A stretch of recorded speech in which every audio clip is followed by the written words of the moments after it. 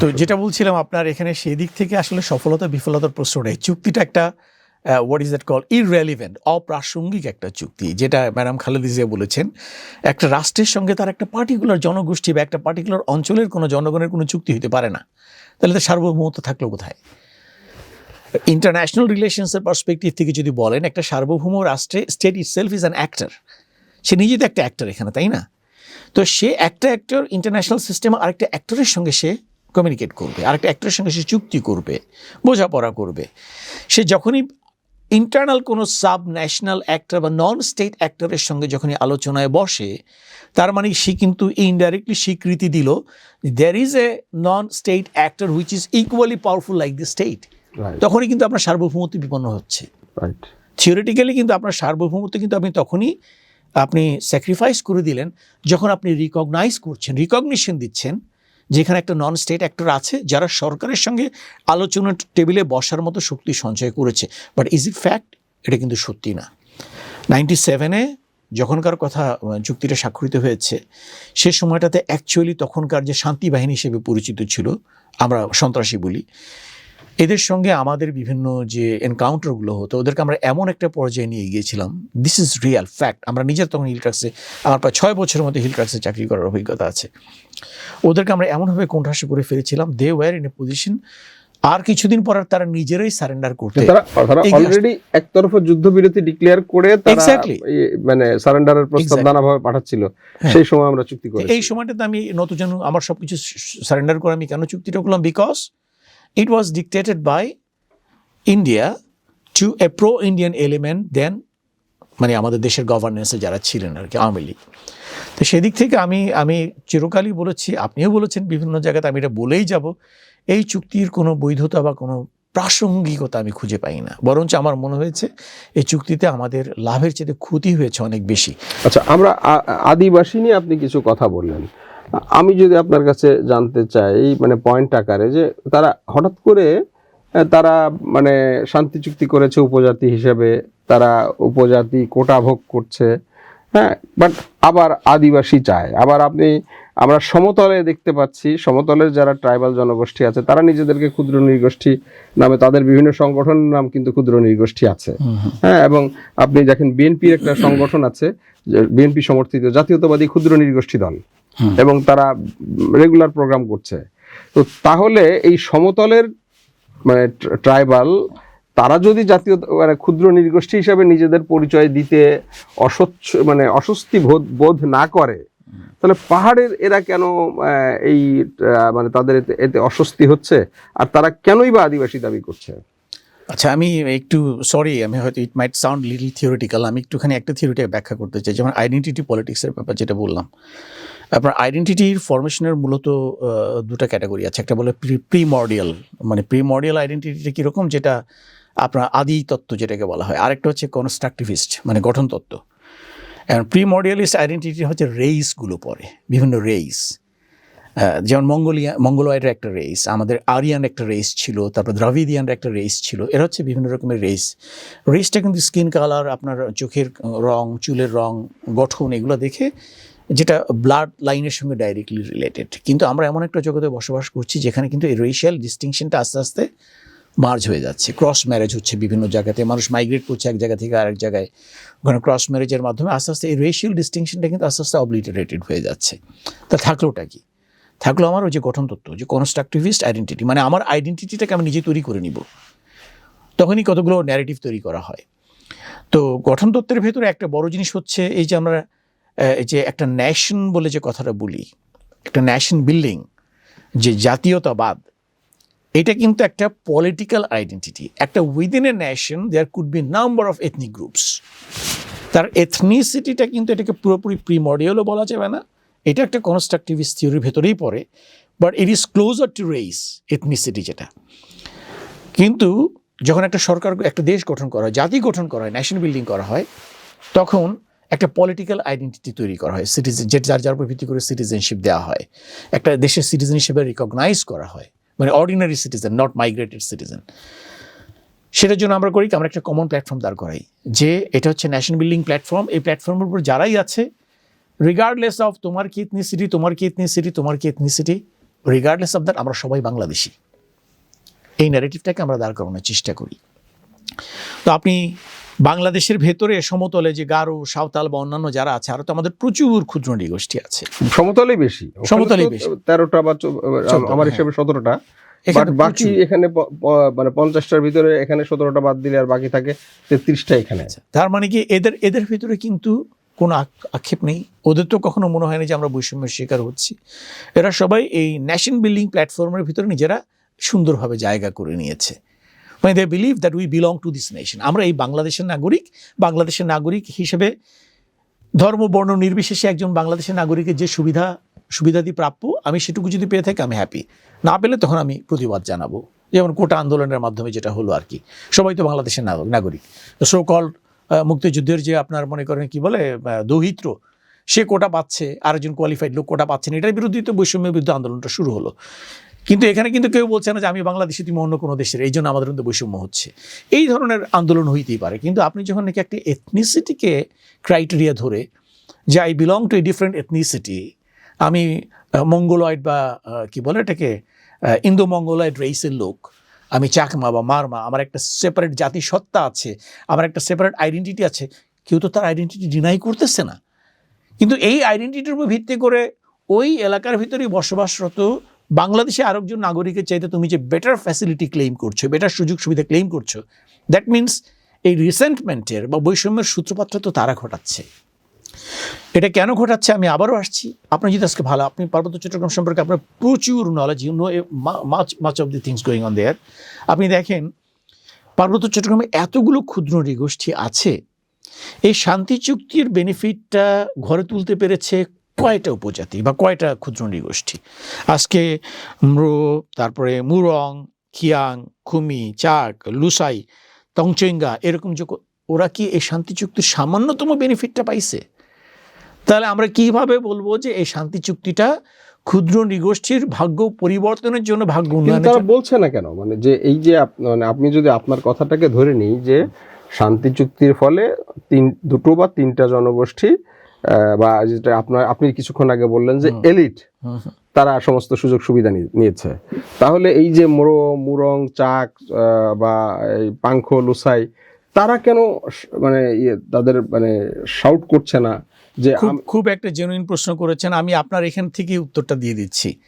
আমি যেটা বলছিলাম যে আপনি আমাকে এখানে কেন ডেকেছেন, আপনি কিন্তু শুরুতে একটা ভূমিকা দিয়েছেন দর্শকদের কাছে, বিকজ ইউ কনসিডার, আপনার মনে হচ্ছে আমি একটা একাডেমিক, এই জন্যই আপনি আমাকে এখানে ডেকেছেন যে আপনি হয়তো আমার কাছ থেকে কিছু ফ্রম একাডেমিক থিওরি বা অন্য দিক থেকে আমি জিনিসটাকে এক্সপ্লেন করার হয়তো কিছুটা সক্ষমতা রাখি, এই জন্য আমাকে ডেকেছেন। এখন আপনি বলেন যে ক্ষুদ্র নৃগোষ্ঠীদের কথা আপনি বলছেন যে তারা কেন কথা বলছে না? তারা কথা বলছে না বিকজ তাদের কথা বলার কোনো প্ল্যাটফর্ম নাই, তাদের ভিতরে একাডেমিক তৈরি হয় নাই। কারণ এই বৈষম্যের কারণে আজকে তাদের অন্য ক্ষুদ্র নৃগোষ্ঠীগুলোর শিক্ষার হার আজকাল খুবই নিচে। ওরা যে কোনো একটা জায়গা থেকে তাদের ভয়েসটা যে শোনাবে, ওদের ভয়েসটা শোনার জন্য তো কোনো প্ল্যাটফর্ম তৈরি হয়নি। আমরা করতে দিন, এমনকি বাঙালিদের ভয়েস শোনার জন্য তো ঢাকাবাসী যারা তারা তো এখান থেকে রিয়েলাইজই করেন যে পার্বত্য চট্টগ্রামে বাঙালিরা কতটা বঞ্চনার শিকার হচ্ছে, because we don't give them the voice. আপনি খুব গুরুত্বপূর্ণ একটা পয়েন্ট এই আলোচনায় এখানে এনেছেন, আমি এটা নিয়ে একটু শুনতে চাই। যে সারা দেশের মানুষ, ধরেন যখন সেন্ট মার্টিনে পর্যটক যেতে পারছে না, এটা নিয়ে সারা দেশের মানুষ কথা বলে, কিন্তু এই যে পার্বত্য চট্টগ্রাম নিয়ে এত কিছু হচ্ছে এবং এখানে একটা ভয়াবহ বিচ্ছিন্নতাবাদ চলছে, এখানে এরকম একটা সশস্ত্র গ্রুপ আছে, কয়েকটা সশস্ত্র গ্রুপ যারা একেবারে সামরিক বাহিনীর মতো করে নিজেদেরকে পরিচালনা করছে, এইটা নিয়ে দেশের মানুষ এত উদাসীন কেন? আমি আবার সেম একই জিনিস, এই দেশের মানুষের ঔদাসীন্যতা দূর করার জন্য ডেফিনেটলি আমাদের প্রিন্ট এবং ইলেকট্রনিক মিডিয়ারও একটা দায় আছে। কারণ ঢাকাতে যে ছেলেটা বা মেয়েটা বড় হচ্ছে, সে পার্বত্য চট্টগ্রামে আসলে কি ঘটছে ট্রু পিকচারটা সে কিন্তু পাচ্ছে না। আপনি একটা জিনিস লক্ষ্য করে দেখবেন, এই যে আজকে আপনার সঙ্গে আমি কথা বলছি বা এই পার্বত্য বিষয়ক যতগুলো সোশ্যাল মিডিয়া প্ল্যাটফর্ম যতগুলো আছে, মোস্ট অফ দি কেসেস আমরা এগুলো কিন্তু বাংলায় লিখি, বাংলায় বলি, তাই না? কিন্তু আজকে বিভিন্ন রকমের স্কলারশিপের সুবিধা নিয়ে এই মূলত বড় দুটা ট্রাইব, আপনার চাকমা এবং মারমা, এরা কিন্তু দেশে বিদেশে অন্যান্য জায়গাতে উচ্চশিক্ষা নিয়ে তারা ওয়ার্ল্ডের বিভিন্ন ফোরামে গিয়ে, গ্লোবাল প্ল্যাটফর্মে গিয়ে তারা কিন্তু ওই ক্ষুদ্র নৃগোষ্ঠী, বিশেষত চাকমা এবং মারমাদের ফরে তারা বিভিন্ন রকমের ভয়েস তারা রেজ করতেছে ওখানে।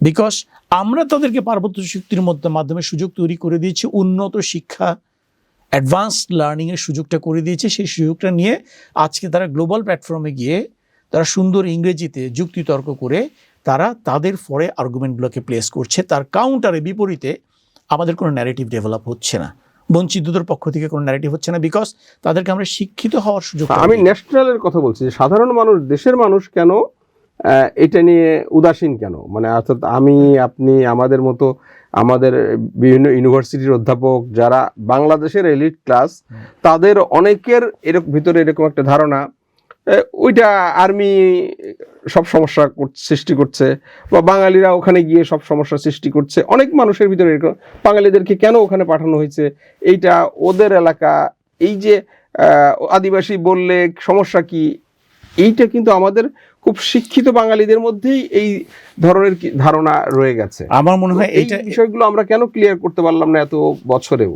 এইটার উত্তরটা আমার চেয়ে আপনার ভালো জানা হয়তো, বা তারপর আমি দর্শকদের সুবিধার্থে এটাকে এক্সপ্লেইন করছি। আপনি দেখবেন, আপনি আজকে কোনো একটা পিএইচডি করতে যান বা যে কোনো একটা বড়সড় রিসার্চ করতে যান, আপনার একটা বড়সড় একটা ফান্ডিং লাগে না? তারপর ফান্ডিংটা কারা করবে? যারা ফান্ডিংটা করবে তারাই আপনাকে কিন্তু এজেন্ডা সেট করে দেয়, তোমার রিসার্চের মাধ্যমে তুমি এই জিনিসগুলোকে বের করে নিয়ে আসবা, ঠিক না? আপনি যখনই আজকে পার্বত্য চট্টগ্রামে এই চাকমা, মারমা বা এই সমস্ত যারা আছে,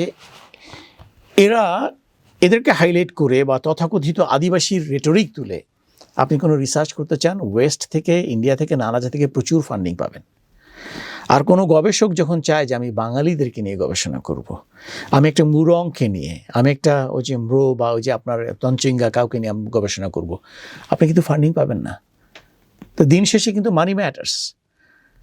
এই যে আপনার এই যে আপনি বলেন ইউনিভার্সিটির, আমি নাম বলবো না, নাম বলে ওনারা হয়তো ব্যক্তিগতভাবে অফেন্ডেড ফিল করতে পারেন, আমি অনেক ডক্টরেট ডিগ্রিধারী প্রফেসরদের লেখা বই পড়েছি পার্বত্য চট্টগ্রামে, তাদের সম্পূর্ণ একপেশে দৃষ্টিভঙ্গি। মানে হয় কি, এটা একটা ইন্টেলেকচুয়াল ফ্যাশন হয়ে গেছে। একটা ইন্টেলেকচুয়াল ফ্যাশন হচ্ছে যে আদিবাসীদেরকে নিয়ে কথা বলতে হবে, আদিবাসীদের বঞ্চনার ইতিহাসের কথা তুলে ধরতে হবে। এটা একটা ইন্টেলেকচুয়াল ফ্যাশন, এবং এই ফ্যাশনটাকে ফিড করতেছে ফরেন ফান্ডিং। এই জায়গাটাতে আমরা বারবার হেরে যাচ্ছি। আপনি আজকে মেহেদী ভাই, আপনি কত বছর ধরে আপনি পার্বত্য চট্টগ্রাম নিয়ে গবেষণা করতেছেন, আপনি একটা ফান্ডিং পেয়েছেন কোনোখান থেকে? টেল মি ফ্র্যাঙ্কলি, পান নাই। Because you are trying to speak the truth, and truth is always better. যারা ফান্ডিং করবে, যারা বাইরের শক্তিগুলো, যারা একটা দেশের ভিতরে ডিভাইড অ্যান্ড রুল তৈরি করে, অস্থিতিশীল অবস্থা তৈরি করে এখান থেকে তাদের স্বার্থগুলোকে আদায় করে নিতে চায়, তারা কিন্তু ওই লোকটাকেই ফান্ডিং করবে who will serve their purpose. And that is precisely the reason আমাদের ইন্টেলেকচুয়াল লটদের ভিতরে কোনো pro Bangladeshi intellectual, with respect to Chittagong hill ট্র্যাক্সের কথা বলছি আমি, পার্বত্য চট্টগ্রাম বিষয়ে প্রো বাংলাদেশি কোনো ইন্টেলেকচুয়াল আমরা খুব বেশি দেখতে পাই না, because it is not fashionable. এটা করলে আপনি কিন্তু বাইরের কোনো ফান্ডিং পাবেন না গবেষণা করার জন্য। তো দিস ইজ দ্য রিয়ালিটি। আচ্ছা, আরেকটা বিষয় একটু আমি আপনার কাছ থেকে জানি। ধরেন, শান্তি চুক্তির আগে আমরা একটা সময় এই সমস্যাটার মিলিটারি সমাধান করতে চেয়েছি, বাট সমাধান সেভাবে হয়নি। আবার শান্তি চুক্তির পরে তখন বলা হলো যে এটা আসলে মিলিটারি, এই সমস্যার মিলিটারি সলিউশন নাই, এটার পলিটিক্যাল সলিউশন করতে হবে। আবার শান্তি চুক্তির পরে আমরা আবার এটাকে পলিটিক্যাল সলিউশনটা করতে গেলাম, তাতেও এই সমস্যাটার মানে সলিউশন হলো না, রূপ বদল হলো। তো আসলে এই সমস্যাটার সমাধান কোন পথে? খুবই জেনুইন একটা প্রশ্ন। আমাদের কথা হচ্ছে যে আপনি এই সমাধানগুলোকে মিউচুয়ালি এক্সক্লুসিভ সমাধান ধরলে হবে না, যে হয় এটা মিলিটারি সলিউশনে যেতে হবে কিংবা একটা পলিটিক্যাল সলিউশন হবে, তা না। আমাকে মাল্টি ট্র্যাক অ্যাপ্রোচে যেতে হবে। আমাকে পলিটিক্সের জায়গাটা অ্যাড্রেস করতে হবে, আমাকে ইকোনমিক্সের জায়গাটা অ্যাড্রেস করতে হবে, আমাকে মিলিটারির জায়গাটা অ্যাড্রেস করতে হবে।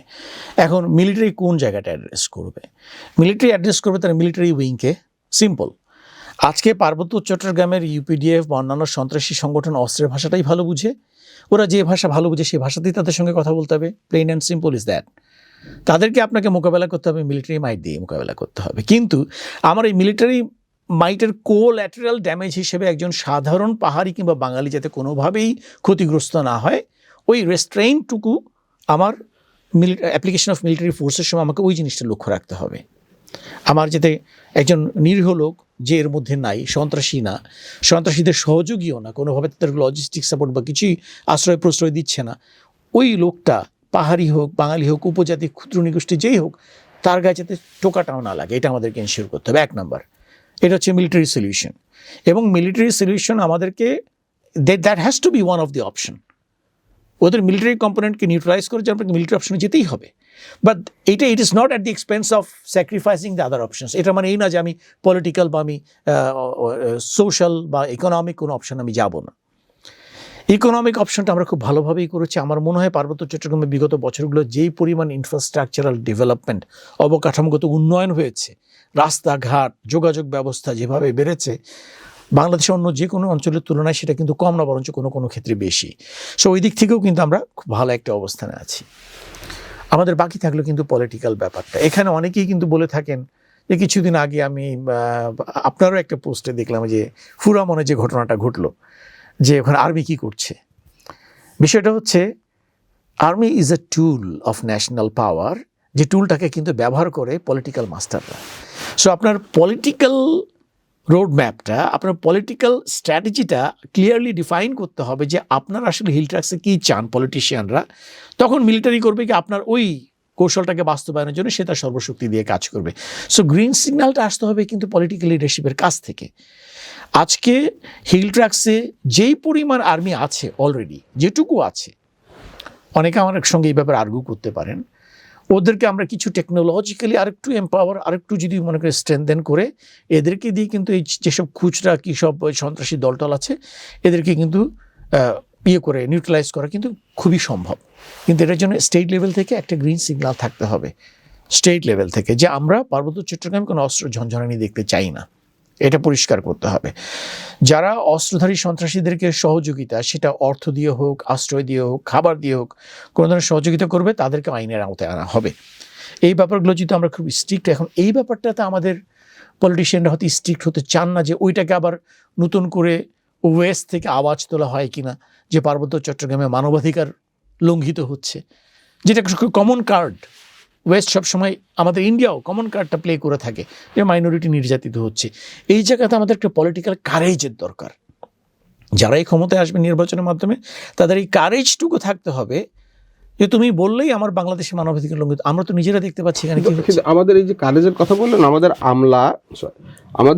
আমলা, আমাদের বুদ্ধিজীবী, আর ওই যে আপনার ভাষায় যদি বলি elite class, all type of elite class, তাদের মস্তিষ্কের মধ্যে আবার ওই যে মানে ওয়েস্টের ভিসা, ওয়েস্টের মানে ফেভারিটিজম, সোজা কথা, জীবনের শেষ প্রান্তে গিয়ে ওখানে থাকা একটা ব্যাপার আছে। তো এইটা আমাদের এই কারেজকে কিন্তু একদম সবসময় একটা অবদমিত করে রাখে, বা প্রকাশের ক্ষেত্রে ওই বিষয়টা কাজ করে যে আমরা এটা করব, পরবর্তীকালে যদি আমার ভিসাটা বন্ধ হয়ে যায়, পরবর্তীকালে আমি যদি যেতে না পারি, আমার সন্তান যদি যেতে না পারে। তো এই জায়গায় কারেজের থেকে কি দেশপ্রেমটা বেশি গুরুত্বপূর্ণ? অবশ্যই, অবশ্যই। এখন আপনি যেটা বললেন যে ফেভারিটিজম বা যেটা আনুকূল্য, যে আমি ওয়েস্টের আনুকূল্য যদি আমার প্রতি না থাকে, বা আমি এমন কিছু করি যেখানে ইট মাইট অ্যান্টাগোনাইজ যে ওয়েস্ট আমার উপরে একটা বিরূপ ধারণা পোষণ করলো, ইন ফিউচারে আমার ওয়েস্টে পুনর্বাসিত হওয়ার ক্ষেত্রে এটা একটা অন্তরায় বা প্রতিবন্ধকতা তৈরি করতে পারে, তো অবশ্যই এখানে দেশপ্রেমের ব্যাপার। আমি ওয়েস্টে যাওয়ার কথা ভাবছি কেন? ফার্স্ট কোনো একটা পলিটিক্যাল সে অফিসিয়াল কোনো একটা ট্যুর ভিজিট, আমাদের কোনো দেশের সঙ্গে কোনো, সেটা ট্রেড রিলেটেড হোক, কমার্স রিলেটেড হোক, বা অন্য যে কোনো ব্যাপারে আমরা যাব, ওদের সঙ্গে বসবো, কথাবার্তা বলবো, সেখানে তো কোনো সমস্যা হচ্ছে না। আমি ব্যক্তিগত লাভের জন্য ফিউচার আমি কোনো একদিন ওয়েস্টে গিয়ে সেটেল করবো, কাজে আমার ওই পথটাকে ক্লিয়ার রাখা দরকার। তার মানে আমি তো অলরেডি একটা পলায়ন পর মনোবৃত্তি নিয়ে কাজ করছি যে আমি এই দেশে থাকবো না। এই যদি হয় আমার চিন্তা ভাবনা, তাহলে আমি নিজেকে দেশপ্রেমিক কীভাবে বলবো? যেটা আপনি বলেছেন, ইউ আর ভেরি রাইট, একদম টু দি পয়েন্ট বলেছেন। আমরা প্রায় দেখি আমাদের আমলাদের মধ্যে, বললে হয়তো অনেকে মন খারাপ করবেন, যে এমনকি আমাদের বর্তমান যে ইন্টারিম গভর্নমেন্টের মধ্যে অনেকেরই কিন্তু ওনারা কাজ শেষ করে অনেকেই ধারণা করেন ওনারা আবার ওয়েস্টে ফিরে যাবেন। ওখানে ছিলেন, আবার এসছেন, হয়তো আবার চলে যাবেন। কিন্তু যারা আছেন, আমি আমার প্রফেশনাল লাইফে এরকম দেখেছি প্রচুর, যে হয়তো এরকম আমরা যখন কথা বলছি, তখন একরকম কথা বলে, পশ্চিমাদের এই যে অ্যাগ্রেশন বা তাদের আচরণ নিয়ে একরকম কথা বলে। কিন্তু আমি যখনই ক্যামেরাটা চালু করে বলি তখন উনি এই কথাটা আর বলেন না, আর বলেন না। তখন কিন্তু উনি ব্যালেন্স করে কথা বলে। তো এই যে মানে আমাদের একটা মানে মৌলিক সমস্যা যে যেহেতু ওখানকার ভিসা পেতে গেলে, পশ্চিমা ভিসা পেতে গেলে বা আপনার ওই তারা আবার আমাদের ফেসবুক, আমাদের সোশ্যাল অ্যাক্টিভিটি, আমাদের এগুলো দেখে, ওইটা কিন্তু আমাদেরকে এক ধরনের ডেটারেন্স হিসেবে কাজ করে, একটা অনুশাসন বা অবদমিত মানে অদৃশ্য অবদমন সবসময় এটা করে রাখে, ভীতি কাজ করে, ভীতিটা কাজ করে। এইটা কিন্তু আমাদেরকে আমাদের একটা খুব বড় সমস্যা। এবং আপনি দেখেন একটা দেশের গুরুত্বপূর্ণ সামরিক কর্মকর্তারা পালিয়ে যায় যারা আমাদের সাসপেক্টেড এনিমি, তো সেইখানে আমাদের নিরাপত্তার আসলে কি থাকে? এটা আসলে আমি এটাকে খুব অস্বাভাবিক বলবো না, এই জন্যেই এটা একটা পোস্ট কলোনিয়ালিজম নিয়ে লেখাপড়া করলে দেখতে পাবেন এই জিনিসটা কিন্তু একটা পোস্ট কলোনিয়াল একটা মেন্টালিটি এখানে কাজ করে। যারাই কোনো সময় যে দেশটায় কখনো অন্য কোনো দেশের উপনিবেশ হিসেবে ছিল, তাদের ভিতরে যে প্রভুভৃত্য একটা সর্ট অফ সাইকি, আমাদের ডিপ সিটেড, আমাদের সাবকনশিয়াস অবচেতনের ভিতরে এটা অনেকের ভিতরে কাজ করে। বাট আমি খুবই আশাবাদী, আমি নতুন প্রজন্মকে দেখতে পাচ্ছি যারা আস্তে আস্তে ওই সাইকি থেকে বের হয়ে আসতেছে। আমি এই ব্যাপারে খুবই আশাবাদী। আমাদের ওল্ড টাইমার যারা এখনো রয়ে গেছে তাদের ভিতরে এখন এই সাইকিগুলো কাজ করে। কিন্তু আমরা দেখেছি আমাদের যারা ইভেন আমাদের যে সমস্ত ছেলেপেলেরা বিদেশে পড়তে যায়, ওখানে গিয়েও যদি বাংলাদেশের বিরুদ্ধে বা বাংলাদেশকে কটাক্ষ করে কেউ একটা কথা বলে, ওরা কিন্তু প্রচন্ড রকমের এটাকে। আপনি বললেন আমাকে, আমি আপনার যে আমাদের নতুন প্রজন্ম তাদের ভিতরে এটা দেখি না। আমাদের নতুন প্রজন্ম যদি আমরা বলি যারা জুলাই যোদ্ধা, তারা কথায় কথায় একটা মিছিল করে, দিল্লি না ঢাকা, ঢাকা ঢাকা, এই ধরনের অনেক মিছিল করে। কিন্তু তাদের দুইজনকে আমরা দেখেছি তথ্য মন্ত্রণালয়ের দায়িত্ব পেতে, যারা টেলিভিশন দায়িত্বে। 8 জুলাই কিন্তু একটা ব্যাপক আলোচনা হয়েছিল যে বাংলাদেশে এই যে ভারতীয় সাংস্কৃতিক আগ্রাসন, যেটা মূলত স্কাই সংস্কৃতির মাধ্যমে হয়, তারা কিন্তু এটা বন্ধ করে না। তারা মিছিল করেছে ভারতীয় আগ্রাসনের বিরুদ্ধে, কিন্তু তারা আগ্রাসনের যেই মানে প্রধান দরজা, সেই দরজাটা কিন্তু তারা বন্ধ করে নাই। তো কাজে এই বিশ্বাসটা আমি কিভাবে করব? রাইট, এখানে কতগুলো কথা আছে। দেখেন, ঠিক যেভাবে আমি আলোচনার শুরুতে বলেছি যে সন্টু লারমা পার্বত্য জনগণের প্রতিনিধিত্ব করেন না, উনি ক্লেম করেন উনি করেন, বাট আমি মনে করি না। ঠিক তেমনি যেটা অনেক সময় আমাদের সাংবিধানিকভাবেই তো শেখ মুজিবুর রহমানকে জাতির পিতা ঘোষণা করা হয়েছে, তো অনেকে মনে করেন যে he represents the 71 war, but I don't believe so. ঠিক একইভাবে আমি বলতে চাই যে দুজনের কথা আপনি বলছেন, এরা কিন্তু পুরো জেন জি বা নতুন প্রজন্মকে প্রতিনিধিত্ব করে না। ঘটনাচক্রে তারা ফ্রন্ট লাইনে চলে আসছে, but they don't represent the entire new generation. I don't think so.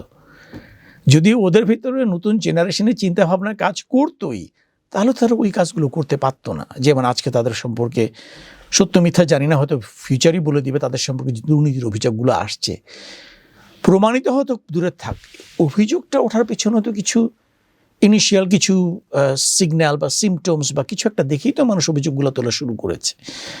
ওনারা যদি সত্যিকার অর্থে নতুন প্রজন্মকে প্রতিনিধিত্ব করতেন, তাহলে তাদের সম্পর্কে এই প্রশ্নগুলো উত্থাপন করার কোনো সুযোগ কিন্তু কেউ পেত না।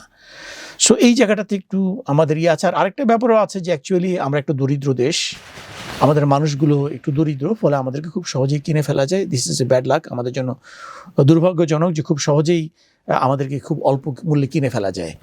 তো সেটা আরেক আলোচনা, বাট আমি খুব আশাবাদী।